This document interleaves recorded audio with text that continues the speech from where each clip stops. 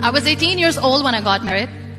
I belonged to a very conservative family, a Baloch family, where good daughters never say no to their parents.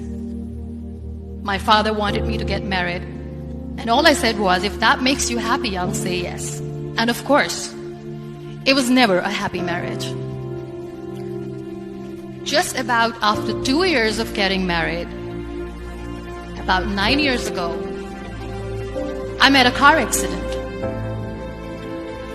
Somehow my husband fell asleep and the car fell in the ditch. He managed to jump out, saved himself. I'm happy for him.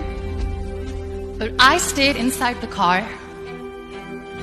and I sustained a lot of injuries. The list is a bit long. Don't get scared. I'm perfectly fine now. Radius ulna of my right arm were fractured. The wrist was fractured. Shoulder bone and collarbone were fractured. My whole rib cage got fractured. And because of the rib cage injury, lungs and liver were badly injured. I couldn't breathe. I lost urinary bowel control. That's why I have to wear the bag wherever I go. But that injury that changed me and my life completely as a person and my perception towards living my life was the spine injury. 3 vertebrae of my backbone were completely crushed and I got paralyzed for the rest of my life. So this accident took place in a far-flung area in the outskirts of a very small province, Balochistan, where there was no first aid, no hospital, no ambulance. I was in the middle of nowhere in that toppled car. Many people came to rescue. They gave me CPR. They dragged me out of the car. And while they were dragging me out, I got the complete transection of my spinal cord. I finally ended up in a hospital where I stayed for 2.5 months. I underwent multiple surgeries. Doctors have put a lot of titanium in my arm. There's a lot of titanium at my back to fix my back. That's why people in Pakistan call me the Iron Lady of Pakistan.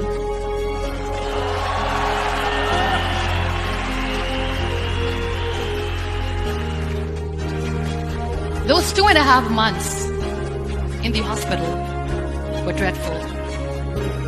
I will not make up stories just to inspire you. I was at the verge of despair.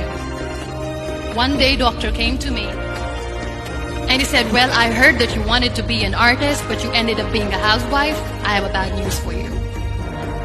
You won't be able to paint again because your wrist and your arm are so deformed, you won't be able to hold a pen again. And I stayed quiet. Next day, doctor came to me and said, your spine injury is so bad, you won't be able to walk again. I took a deep breath and I said, it's all right. The very next day, doctor came to me and said, because of your spine injury and the fixation that you have in your back, you won't be able to give birth to a child again. That day, I was devastated. I still remember, I asked my mother, why me? And that is where I started to question my existence. Why am I even alive? What's the point of living? I cannot walk, I cannot paint, fine, I cannot be a mother. And we have this thing in our heads, being women, that we are incomplete without having children. I am going to be an incomplete woman for the rest of my life. What's the point? So my mother said to me, this too shall pass. God has a greater plan for you. I don't know what it is, but He surely has.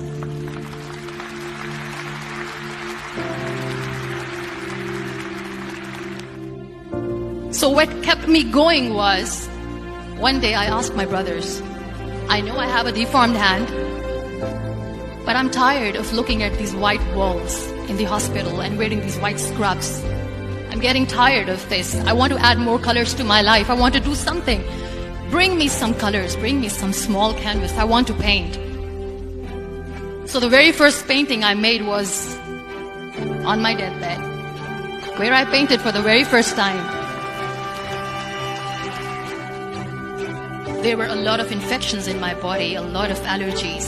So doctors wanted me to lie down on the bed straight for not 6 months, for not 1 year, for 2 years. I was bedridden, confined in that one room, looking outside the window, listening to the birds chirping, and thinking maybe there will be a time when we'll be going out with the family and enjoying the nature. That was the time where I realized how lucky people are, but they don't realize. And you know how it all began? That day I decided that I'm going to fight my fears. We all have fears. Fear of unknown, fear of known, fear of losing people, fear of losing health, money. We want to excel in career, we want to become famous, we want to get money. We are scared all the time.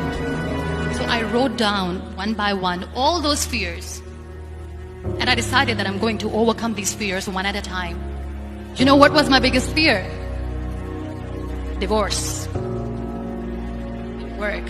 But the day I decided that this is nothing but my fear, I liberated myself by setting him free. And I made myself emotionally so strong that the day I got the news that he's getting married, I sent him a text that I'm so happy for you and I wish you all the best. And he knows that I pray for him today.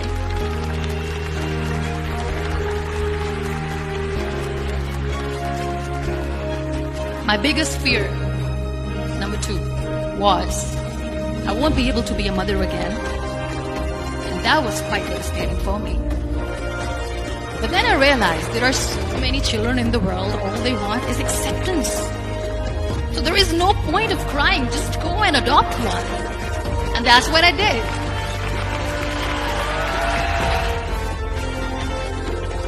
So when you accept yourself the way you are, the world recognizes you.